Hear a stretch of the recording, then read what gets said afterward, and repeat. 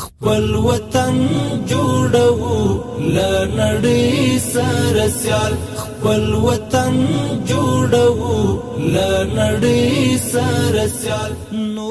کارهای مقدماتی ساختمان سرک جوار قصر چلستون در مربوطات ناحیه هفتم از سوی شاروالی کابل آغاز شد. این سرک در میان سرک چلستون و سرک پروژه بدوله به طول 345 متر با عرض 30 متر شامل ساخت آبروهای کناری، پیاده‌روها، خطوط بایسکلرانی، گلدان و تنویر به مدت 6 ماه با ارزش 32 میلیون افغانی به صورت اساسی و معیاری ساخته می شود. این پروژه که از باقیمانده قسمت سرک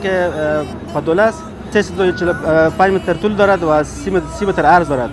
که به شکل اساسی از طرف شهروالی کابل ساخته می شود که 1 متر و 30 سانتی گلدان دارد،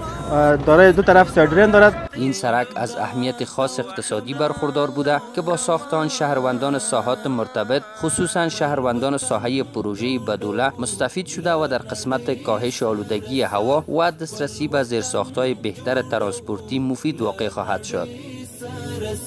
نور سمسور بيکړو نور سمسور بيکړو د جنات په مثال د جنات په مثال خپل وطن جوړو